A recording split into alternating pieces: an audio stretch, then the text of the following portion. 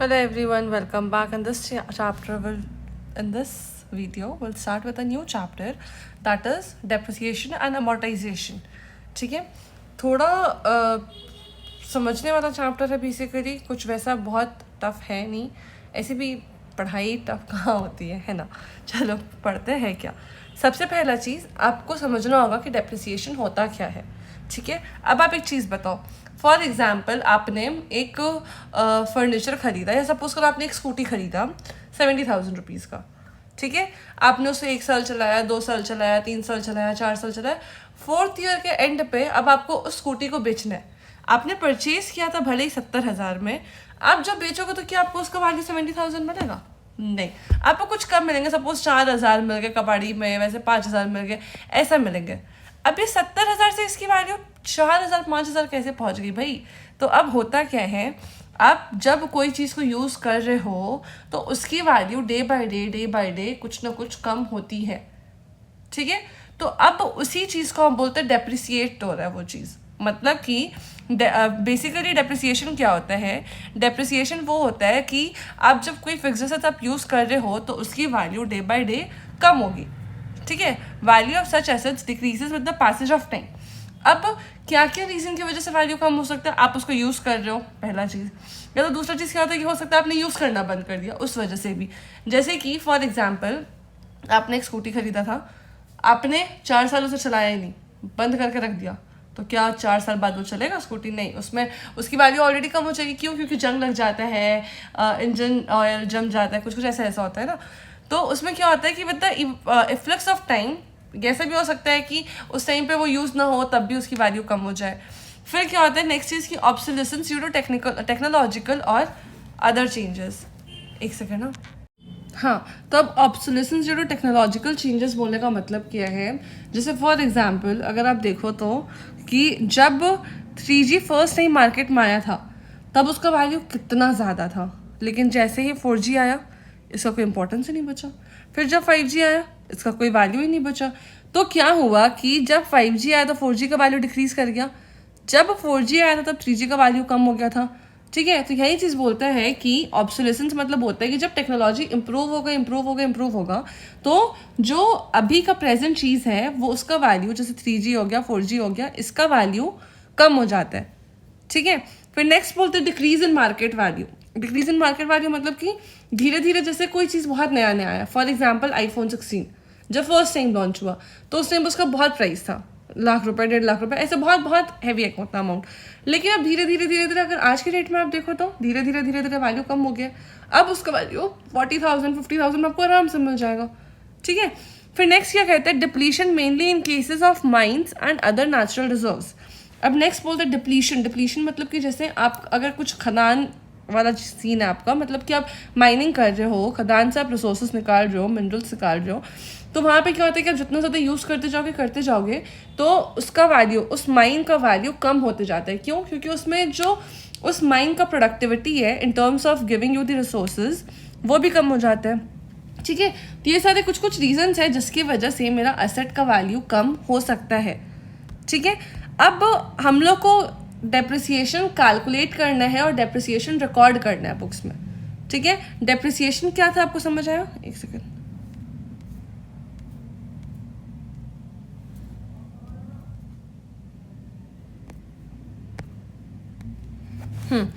Depreciation आपको समझ आया कि डेप्रिसिएशन जो है वो आपके एसेट का वैल्यू को, जो आपका एसेट का वैल्यू है उसको कम कर देगा. ठीक है, अब आप एक चीज़ समझो, अगर मैं डेप्रिसिएशन का एंट्री करना चाहूँ तो मैं क्या करूँगी? जब डेप्रिसिएशन हो रहा है तो आपका एसेट का वैल्यू कम हो रहा है. आपका एसेट का वैल्यू कम होगा तो आप एसेट को कर दोगे क्रेडिट. आप डेबिट आप क्या करोगे? जब डेप्रिसिएशन हो रहा है तो आपका खर्चा होता है डेप्रिसिएशन, तो आप उस खर्चे को करोगे डेबिट और अपना एसेट का वैल्यू को कर दोगे क्रेडिट. तो आपकी एंट्री हो जाएगी depreciation account debit to asset account. ठीक है, अब आपको एक अमाउंट चाहिए अगर रिकॉर्ड करने के लिए. वो अमाउंट कैसे कैलकुलेट करेंगे हम वो यहाँ बताते हैं. उसके लिए मेरे को 3 चीज़ चाहिए: life of asset, cost of asset, value of asset. ठीक है, अब एक चीज़ देखो, आपका डेप्रिसिएशन का ना एक बेसिक फॉर्मूला होता है. एक मिनट देखती हूँ यहाँ पे दिया हुआ है क्या. ये रहा. डेप्रिसिएशन का फॉर्मूला क्या होता है? Depreciable amount divided bye useful life. Formula क्या बताया डेप्रिसिएशन का इन्होंने? Depreciation equals depreciable amount divided by life of asset. अब ये डेप्रिशिएबल अमाउंट होता है ना, वो क्या होता है? जो आपका एसेट का कॉस्ट है, इसमें आप माइनस कर दो सैल्वेज वैल्यू, तो आपका आ जाएगा डेप्रिशिएबल अमाउंट। अब सैल्वेज वैल्यू क्या होता है? सैल्वेज वैल्यू इज बेसिकली आपका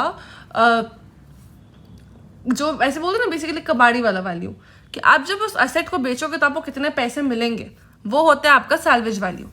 ठीक है, तो अगर मैं एक एग्जाम्पल लूँ कि फॉर एग्जाम्पल आपका एसेट का कॉस्ट है 1 लाख रुपए, ठीक है, आपका जो सैल्वेज वैल्यू है वो है आपका 10,000 रुपये, आपका लाइफ ऑफ एसेट है 9 ईयर्स। तो अगर मैं आपको बोलूँ कि आप डेप्रिसिएशन का अमाउंट निकालो तो कितना आएगा, तो हम क्या करेंगे? पहले कॉस्ट और सैल्वेज वैल्यू को माइनस करेंगे, तो आएगा मेरा 90,000। ठीक है, अब इस 90,000 ये मेरा आ गया क्या? Depreciable value. ठीक है, अब अगर मेरे को डेप्रिसिएशन का अमाउंट निकालना है तो वो हो जाएगा depreciable value that is 90,000 divided by life of the asset that is 9 years which comes to 10,000। अब एक चीज़ याद रखना, ये जो डेप्रिसिएशन का अमाउंट निकलता है ना, वो मेरा ईयरली अमाउंट होता है कि मेरा 1 साल में डेप्रिसिएशन का खर्चा इतना आएगा। ठीक है, दूसरा चीज़ एक और आपके ध्यान रखना कि ये जो डेप्रिसिएशन की एंट्री होती है ये हमेशा ईयर एंड पे होगी, और जब आप एसेट को सेल करते हो उस टाइम पर होगी।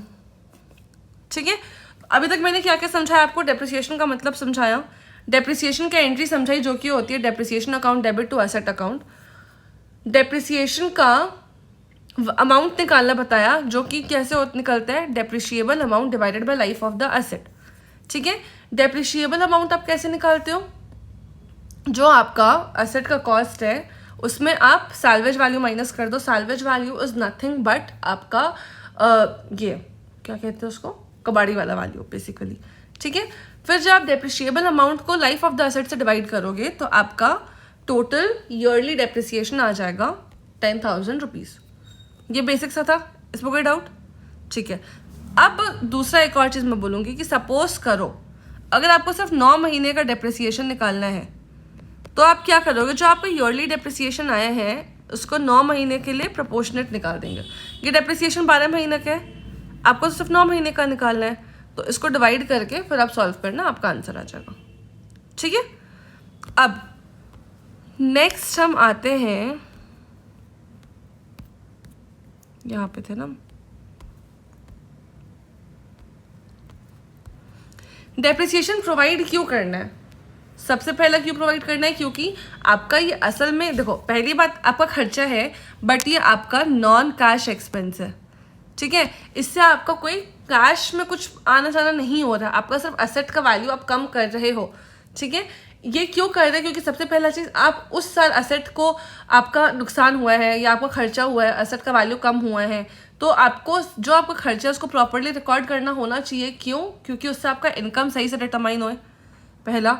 दूसरा, अगर आपका इनकम सही डिटरमाइन होगा तो आपका जो पोजीशन है एज ऑन डेट, आपका क्या एसेट्स है, क्या लाइबिलिटीज़ है, क्या प्रॉफिट है, क्या लॉस है, वो आपको सही पता चले, तो आपको पोजीशन सही पता चलेगा।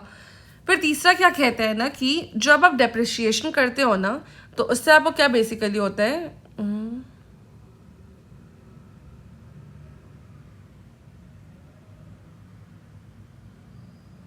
एक सेकेंड ना, generation of adequate fund in the hands of.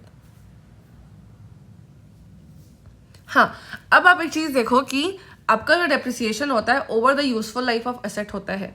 Suppose करो आप अगर आपका एसेट का वैल्यू है 1 लाख रुपए, ठीक है, आप हर साल अगर 9,000 रुपये करके, 9,000 है ना, अगर आप हर साल 9,000 रुपये करके डेप्रिसिएशन करोगे 10 साल तक, तो आपका कितना रुपये हो जाएगा?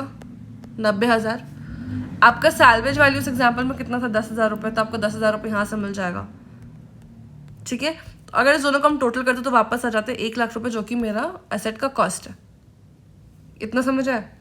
अब समझो, आप जब डेप्रिसिएशन का अमाउंट निकाल रहे हो, जब आप डेप्रिसिएशन कैलकुलेट कर रहे हो, जो कि आपका 9,000 रुपये पर ईयर आया, आपको उससे समझ आता है कि अच्छा अगर मैं खर्चा तो मेरा 9,000 का डेप्रिसिएशन का है, ठीक है, लेकिन मुझे एक अमाउंट समझ आ रहा है कि इफ़ अगर मैं एवरी ईयर 9,000 रुपये भी अलग करता हूँ तो 10 साल के बाद जब मेरा असेट खराब हो जाएगा तब तक मेरे पास एडिक्वेट फंड्स आ जाएगा वापस से एक नया असेट परचेज करने के लिए। कैसे? आपका डेप्रिसिएशन 9,000 रुपये, आप 10 साल तक डेप्रिसिएशन चार्ज करोगे, आप 10 साल तक पैसे इकट्ठे करोगे 9,000 करके, टोटल आएगा 90,000, ठीक है। अब आप जब 10 साल बाद आप एसेट को बेचोगे तो आपको 1 लाख रुपए मिलेगा वहाँ पर, ठीक है, सॉरी 1 लाख कहती हूँ, आपको 10,000 रुपये मिलेगा वहाँ पर, ये 10,000 मिलेगा आपको वहाँ पर, ठीक है। तो आपके पास टोटल पैसे कितने जमा हो जाएंगे? 1 लाख रुपए। अब 1 लाख में तो आप अपना मशीन खरीद सकते हो वापस से, ठीक है। तो यहाँ पे वही चीज़ कह रहा है कि आपको एक फंड मिल जाता है जब आपको एसेट रिप्लेस करना हो, चेंज करना हो उसके लिए, ठीक है। फिर नेक्स्ट ये बताता है ascertainment of true cost of production, मतलब कि बेसिकली आपका वो जो डेप्रिसिएशन है वो एक्चुअल में कितना आपका खर्चा हो रहा है प्रोडक्शन में। आप देखो, आप कोई भी एसेट चला रहे हो, मशीन चला रहे हो, कोई भी प्लांट एंड मशीनरी या कुछ भी आप चला रहे हो, आप कुछ प्रोड्यूस कर रहे हो अगर, तो उसमें ये जो डेप्रिसिएशन है उसका भी खर्चा इंक्लूड करना होगा और उसके बाद आपको प्रॉफिट निकालना होगा, ठीक है। क्यों?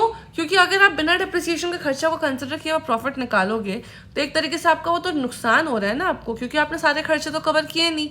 इसीलिए क्या कहता है कि अगर हम डेप्रिसिएशन चार्ज करेंगे तो उस डेप्रिसिएशन के अमाउंट को भी अपने कॉस्ट में इंक्लूड करेंगे और फिर हम क्या कोशिश करेंगे कि मेरा जो सेल वैल्यू है उस टोटल कॉस्ट से हमेशा ऊपर है, ठीक है। तो इससे बेसिकली क्या होगा कि आप जब डेप्रिसिएशन का भी खर्चा निकालते हो, कैलकुलेट करते हो, एंट्रीज पास करते हो, तो उस केस में आपको प्रॉपर एक्चुअल में जितना खर्चा हुआ है वो दिखता है, जितना आप सेल किया वो दिखेगा, फिर टोटल प्रॉफिट, फाइनल एकदम एक्यूरेट प्रॉफिट, एक्यूरेट पोजीशन सब पता चलेगा, ठीक है। अब इसके बाद क्या कहता है कि क्या क्या फैक्टर्स है आपको डेप्रिसिएशन निकालने के लिए। सबसे पहले हमने देखा था कॉस्ट ऑफ द एसेट, दूसरा हमने देखा था यूजफुल लाइफ ऑफ एसेट और तीसरा हमने देखा था स्क्रैप वैल्यू, ठीक है। अब आप एक चीज़ देखो, कॉस्ट ऑफ एसेट बेसिकली क्या होता है, यहाँ पे आपका डिटेल दिया हुआ होगा। आपका एसेट का कॉस्ट में क्या क्या चीज़ आएगा, जितना आपने पैसे दिए खरीदने के लिए वो, कोई अगर आपने टैक्सेस का पेमेंट किया जो कि रिफंडेबल नहीं है वो, अगर आपको कोई डिस्काउंट मिला तो आप उसको माइनस कर दो, ठीक है। लेकिन डिस्काउंट सिर्फ ट्रेड डिस्काउंट माइनस होता है, कैश डिस्काउंट माइनस नहीं होता है। क्यों? कैश डिस्काउंट आपको मिलता है जस्ट बिकॉज आप जल्दी पेमेंट कर रहे हो बोल के, तो वो एसेट के वैल्यू से माइनस नहीं होगा, वो आपके लिए अलग से डिस्काउंट इनकम है, डिस्काउंट रिसीव्ड है, ठीक है। लेकिन ट्रेड डिस्काउंट को आप यहाँ माइनस करोगे एसेट का कॉस्ट निकालने के लिए, ठीक। फिर नेक्स्ट क्या कहते हैं, कोई भी कॉस्ट जो कि आपका लगा हो एसेट को लोकेशन पे लाने के लिए, नेसेसरी कंडीशन में लाने के लिए, ताकि आप उसको यूज़ कर सको जैसा एंटरप्राइज यूज़ करना चाहता है। फिर कुछ डिसमेंटलिंग, रिमूविंग, रीस्टोरिंग कुछ भी अगर आपको करना हो, फॉर एग्जाम्पल आपको वो एसेट, फॉर एग्जाम्पल एक प्लांट एंड मशीनरी है, ठीक है, उस प्लांट एंड मशीनरी को यूज़ करने के लिए आपको आपके बिल्डिंग के ऊपर की दीवार हटानी पड़ी क्योंकि धुआं बहुत आएगा, कुछ भी XYZ, ठीक है। आपको सिर्फ एक 4 दीवार का एक ढांचा आपको बनाना पड़ा, आपको ऊपर का रूम हटाना पड़ गया, ऊपर का छत हटाना पड़ गया, वैसा कुछ डिसमेंटल करना पड़ गया, या कुछ आपको रीस्टोर करना पड़ा कि आपको लगा कि नहीं, हम मेरे को ज़मीन पे कुछ एक नीचे बेस बनाना चाहिए, एक फाउंडेशन प्रिपेयर करना चाहिए अपना मशीन रखने के लिए, ऐसा कुछ भी, तो वो सारा खर्चा जो भी होगा वो भी आपका आएगा, ठीक है। नेक्स्ट क्या कहता है, इसका एग्जाम्पल अब देखो, ये जो यहाँ पर डायरेक्टली एट्रीब्यूटेबल कॉस्ट इन्होंने बताया था ना, उसमें क्या क्या है example, delivery cost, handling cost, installation का खर्चा, अगर आप उसको टेस्ट कर रहे हो बेसिकली तो उसका खर्चा, कुछ आपने इंजीनियर्स एंड ऑल को फीस दिया, या आपने साइट प्रिपेयर कराया जहाँ पे आप मशीन लेके आओगे उसका खर्चा, या फिर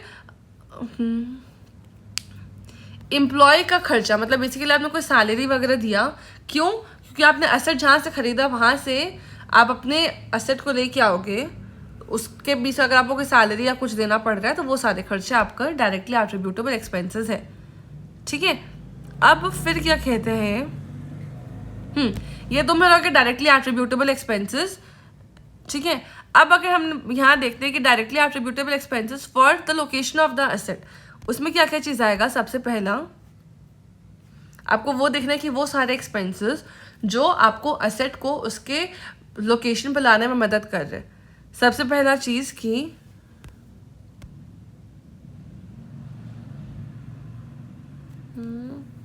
अच्छा ठीक है, हाँ इसमें एक चीज़ मतलब यहाँ पे क्या इंस्टीट्यूट ने क्लियर किया है, उन्होंने बोला क्या कि असेट को उसके लोकेशन पे लेके आने तक का जो भी खर्चा है, उसको उस कंडीशन में लाने तक का जो भी खर्चा है जिससे वो यूज़ होने लगे, वो सारे एक्सपेंसेस को हम असेट के कॉस्ट में इंक्लूड करेंगे।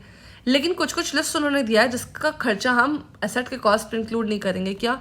आपने कुछ इनॉग्रेशन कराया, वो तो ज़बरदस्ती का खर्चा है ना भैया, आपको असेट को यूज़ करने के लिए थोड़ी इनॉग्रेशन कराना ज़रूरी है, कहीं लिखा हुआ थोड़ी है वैसा, नहीं, तो उसका खर्चा आप नहीं लोगे। सेकंड, अगर आपने कुछ एडवर्टाइजमेंट कराया, प्रमोशन कराया, उसका खर्चा आप नहीं लोगे। तीसरा, अगर आपने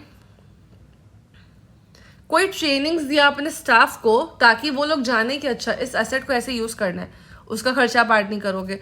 कोई जनरल खर्चा है, जनरल ओवरहेड का, एडमिनिस्ट्रेशन का खर्चा है, मतलब बेसिकली एडमिनिस्ट्रेटिव या कोई भी जनरल एक्सपेंसेस है, उसके खर्चे को आप एसेट के कॉस्ट में इंक्लूड नहीं करोगे।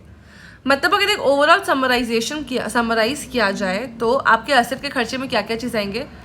सबसे पहला आपका उस एसेट का कॉस्ट, दूसरा कोई भी टैक्स वैक्स आपने पेमेंट किया जो कि नॉन रिफंडेबल है, तीसरा आप डिस्काउंट्स जो कि ट्रेड डिस्काउंट है, रिबेट्स है, उसको माइनस करोगे। फिर और ऐड क्या करोगे? आपका वो सारा खर्चा जो कि उस एसेट को उसके लोकेशन और कंडीशन पे लाने तक के लिए हो, ठीक है।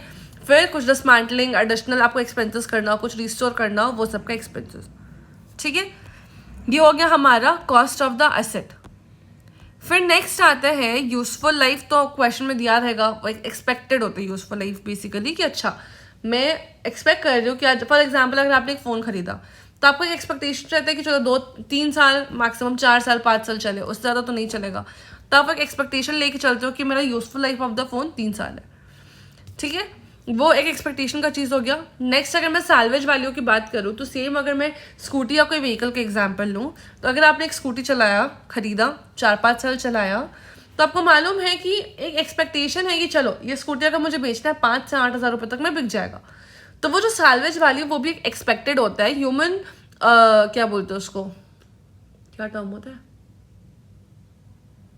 मतलब डिपेंड करता है सर्कमस्टांसेस पे, सब अपने हिसाब से उसको प्रेडिक्ट कर सकते हैं अमाउंट को, ठीक है।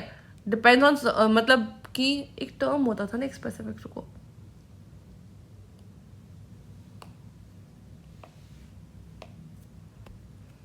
वो टर्म याद नहीं आ रहा, मतलब कुछ बोलते हैं उसको। होता क्या है बेसिकली कि सैल्वेज वैल्यू और period, use of the life of the asset, useful life of the asset आपका डिपेंड करता है एस्टिमेशन के बेसिस पे। ये क्लियर है। अब नेक्स्ट आते हैं मेथड्स फॉर प्रोवाइडिंग डेप्रिसिएशन। अब जो आपको डेप्रिसिएशन कैलकुलेट करना होगा उसके 2 तरीके हैं, एक होता है स्ट्रेट लाइन मेथड, एक होता है डिमिनिशिंग बैलेंस मेथड, ठीक है। अब स्ट्रेट लाइन मेथड के अंदर, ठीक है चलो, स्ट्रेट लाइन मेथड क्या होता है कि उस पर आपका डेप्रिसिएशन का जो अमाउंट है हर साल फिक्स होगा। अभी मैं एकदम सिर्फ एक ओवरऑल बेसिक बता रही हूँ क्योंकि जब हम क्वेश्चंस करेंगे ना तो हम फिर इस मेथड्स को वापस से समझेंगे, ठीक है। स्ट्रेट लाइन मेथड बेसिकली क्या होता है जिसमें आपका जो डेप्रिसिएशन का अमाउंट है हर साल सेम रहता है। लेकिन डिमिनिशिंग बैलेंस में क्या होता है कि आपका जो डेप्रिसिएशन का अमाउंट है स्टार्टिंग ऑफ द ईयर से बहुत ज़्यादा रहेगा, फिर धीरे धीरे हर साल कम होते जाएगा, ठीक है। हमने जो अभी वो फॉर्मूला देखा था डेप्रिसिएशन का अमाउंट निकालने का, वो बेसिकली आपका स्ट्रेट लाइन मेथड पर है, ठीक है। हमने यहाँ पे क्या देखा था कि ये जो 9,000 का डेप्रिसिएशन आया है हमारा, ये ईयरली हर साल का डेप्रिसिएशन 9,000 का है, तो हर साल मेरा ये 9,000 रुपये लगेगा, ठीक है। इसमें कोई डाउट नहीं है। अब इसके बाद फिर क्या कहता है, नेक्स्ट आता है रिड्यूसिंग बैलेंस और डिमिनिशिंग बैलेंस मेथड। इसमें बेसिकली आपको एक परसेंटेज दिया होता है और आपको वो परसेंटेज अप्लाई करना होता है एसेट के वैल्यू पर, ठीक है। ये एक फॉर्मूला है जो कि थोड़ा ट्रिकी है कैलकुलेट करना, बस आप एक बार याद कर लो। यहाँ पे फॉर्मूला क्या कहता है, 1 - n √ residual value by cost of asset into 100, ठीक है। हम जो क्वेश्चन करेंगे तो हम समझेंगे इसका, ठीक है। अब ये जो जर्नल एंट्रीज भी है ना, ये जर्नल एंट्रीज भी हम जब क्वेश्चंस करेंगे तब आपको ज़्यादा अच्छे से समझ आएगा। एक एंट्री मैंने बताया आपका क्या, डेप्रिसिएशन टू एसेट अकाउंट वाली मैंने एंट्री बताई, ठीक है। अब इसके आगे जो ये एंट्रीज है और जो भी आपकी प्रोविजन को जो ये एंट्रीज करा रहे हैं ना, ये आप जैसे जैसे क्वेश्चन सॉल्व करोगे ना वैसे वैसे आपको समझ आएगा। एक बार मैं तो सारा कॉन्सेप्ट अगर मैं समझा दूंगी ना तो आपको बहुत रायता फैल जाएगा, ठीक है। तो हम एक काम करते हैं, थोड़ा बहुत आपको जस्ट समझ आया होगा कि अच्छा डेप्रिसिएशन क्या होता है, क्यों रिकॉर्ड करना होता है, डेप्रिसिएशन की बेसिक एक जो जर्नल एंट्री होती है, एकदम सिर्फ एक ही एंट्री हमने सीखा अभी, एक्स्ट्रा एडिशनल एंट्रीज के बारे में हमने कोई बात नहीं किया। मेन एंट्री क्या होता है, डेप्रिसिएशन टू एसेट, ठीक है, वो हमें समझ आया, ठीक है। तो अब हम नेक्स्ट वीडियो में स्टार्ट करेंगे हमारा इलस्ट्रेशन 1, और फिर धीरे धीरे जो भी जर्नल एंट्रीज के कॉन्सेप्ट्स पेंडिंग है और जो मेथड्स ऑफ डेप्रिसिएशन का कॉन्सेप्ट्स थोड़े बहुत पेंडिंग है, वो हम क्वेश्चंस के साथ ही कवर अप करते जाएंगे, ठीक है। तो मिलते हैं नेक्स्ट वीडियो में, तब तक चैनल सब्सक्राइब करना, वीडियो लाइक करना और दोस्तों के साथ शेयर करना ना भूलें। बाय।